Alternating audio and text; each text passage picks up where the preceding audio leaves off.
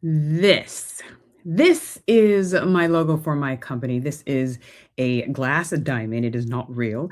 It's a glass diamond. It is multifaceted. Hi, I'm Janine Lutford, and I am your keynote speaker and author, educator, and karaoke singer about brain capital, which is brain health and brain skills and creative thinking and all of the above. And I'm going to talk to you about being multifaceted. I'm going to talk to you about what it means to start your new year, right? We just had a celebration in America for the 250th anniversary or birthday of our nation, and there's a lot of complexity there with the birth of our nation. But here we are, really looking at the next 250 years and saying, what does it mean to be American? And what does it mean to be creatively free and multifaceted? Right. And so I have a diamond here to show you just a physical example of multifacets. When you think about a diamond and you think about what makes a diamond valuable, with those of you who shop for a diamond, you think about the four C's, right? Color, carat, clarity, and cut. And in my talks and in my trainings, I ask you which one of those C's really make it more valuable. A lot of people think, okay, well, the carat, right? How big is it? Or how clear is it? It's actually the cut, the element that creates the facets of the diamond. And so, as we get ready to be in this next 250 years of our nation, hopefully we're still here. Hopefully, with AI and everything that's going, we're going to talk about that. We get to really work on being multifaceted, being human, right? That's what we're talking about. How do we strengthen our brains? How do we strengthen our brains in the era of AI? How do we become more human centric, and how do we get back to the basics, being brilliant in the basics? And so I am going to bring to the stage two voices who are pro AI, right? Because there's a lot of this seems to be a diversive or a divisive conversation. People are like, boo AI, we want to not have anything to do with it. Let's stick our heads in the sand. Then there's other people who are like, embrace AI. It's coming whether you like it or not. Learn how to use it. And other people are like, this is way bigger than we've ever imagined or thought of. We need to be very careful. And so I'm in all of these camps trying to hear what they're saying, trying to see who is giving new information. And I wanted to bring up certain points of being multifaceted. What we're looking at is we're looking at spatial intelligence. We're looking at multiple intelligences. Those of you who have my first book, my brain, my beautiful brain, right here, I talk about Howard Gardner's multiple intelligences and how spatial intelligence is one of the intelligences. And so, really, let's look at what one of the founders, the godmother of AI, says about spatial intelligence. What I say is when I twist, turn, and flip, objects move in my mind, so I balance and I know what's ahead and behind. And the way that our books work, for those of you who know our books, we always talk to the parents, teachers, and everyone in the back. So being able to rotate and manipulate objects in your imagination is an important creative skill, and it's an imaginative skill, right? We really want to grow the imagination of our students and ourselves. And it's an inventive thinking skill. Many psychologists see this task as a sign of high intelligence.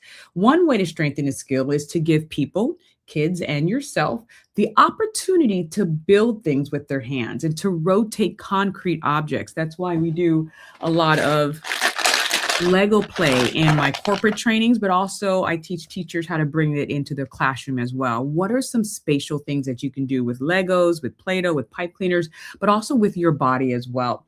Let them look at it from multiple perspectives. Let them identify what's visible and what is not visible, and let their imagination fill in the hidden spots. Rotate, look, and rotate. You can also go outside and have people move their bodies through space. We talk in art about positive space and negative space. And of course, creating visual arts. That's why we believe the arts are so important in building strong brains in the era of AI. That I believe will be the linchpin and will be one of the deciding factors in having a flexible, cognitively, spatially aware brain. So let's see what Dr. Foy says, and she has a new masterclass out.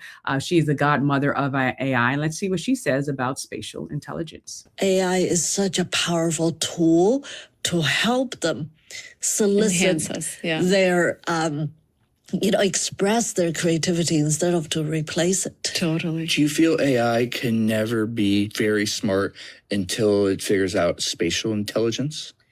Yeah, so this is the work I'm doing now in World Labs. So what is spatial intelligence? Spatial intelligence is a term that encompasses multiple abilities today that humans display in an environment like this one, 3D environment. If we look at movement, we call it 4D environment. We can understand what's going on. I see people, I see equipment, I see this beautiful home. This is the understanding part of spatial intelligence. We can reason. If I want to go and, go grab a bottle of water in the fridge, I have to reason about the space, reason about, I can go up the staircase, I can recognize the fridge, I reason about my movement. So that's reasoning. That's another part of spatial intelligence. A third part of spatial intelligence is generation, is that in my mind's eye, even though I'm not seeing your living room, but I actually have a view of what that living room looks like. If I'm a better artist, I can actually generate a lot of visual 2D or 3D or 4D visual artifacts and pieces. So humans can generate a lot of space. And the fourth, last but not the least, part of spatial intelligence is interactivity, is how I focus on interacting with the space, right? Like how, again, laundry folding, that's my favorite weekend activity these days. That's deeply spatial. Yeah. How you fold each piece of garment and how you hang them in the closet and all that is highly interactive. So spatial intelligence is these four things: understanding, reasoning, generation, and interaction.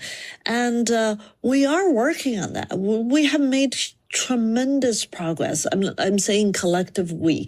Today, you use, say, Nano Banana, or if you use GPT image, that tool can actually help you to generate a lot of 2D imagery.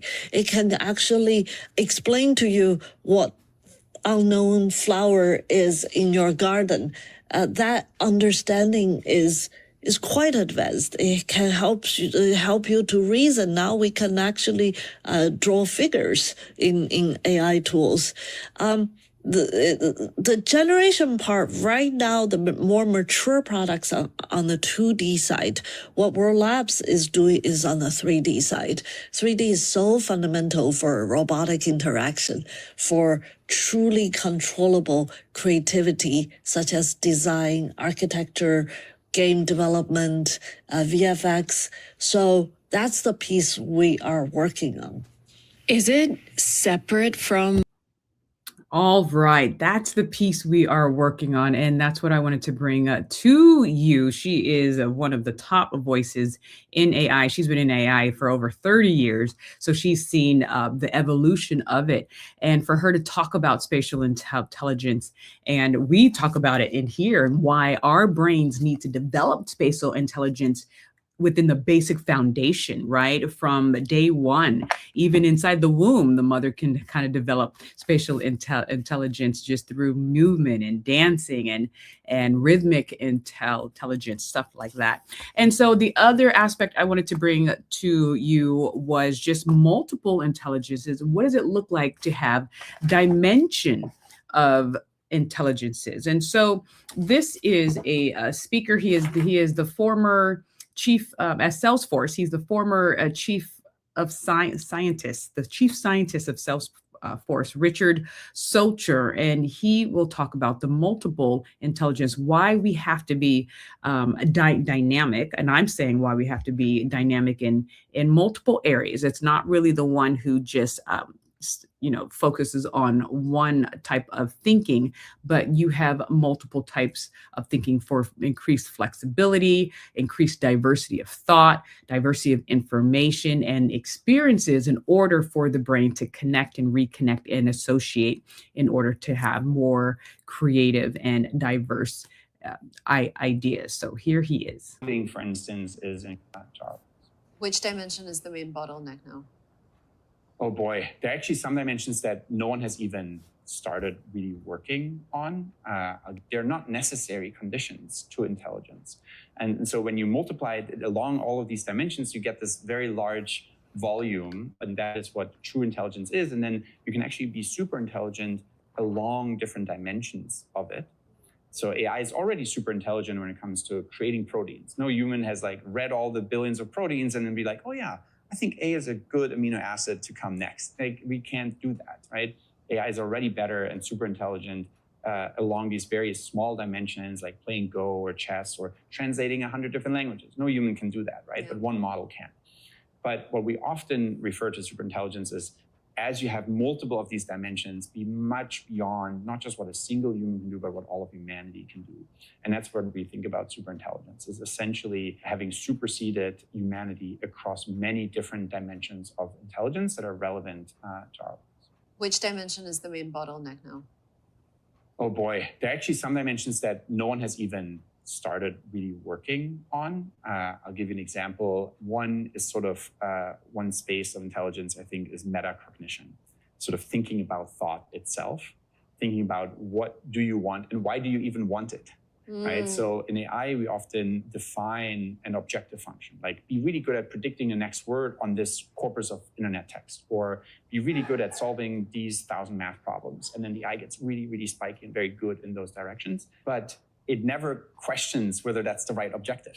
There is no subjective function, if you will, kind of a pun, but in really thinking about your own goals. And so because no one's working on that yet, it's not even, there's no progress along that dimension. And we need it for superintelligence, or you think we could build superintelligence on just improving other dimensions?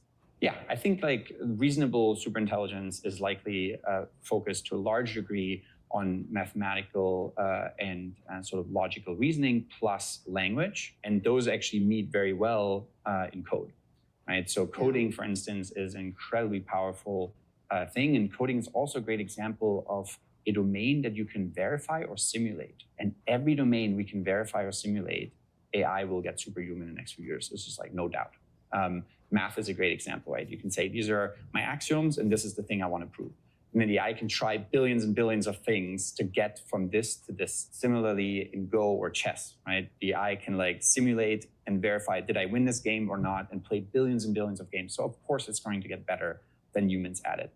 But then there are also a lot of things you cannot simulate billions of times. And that's where it will take longer for AI to get super intelligent.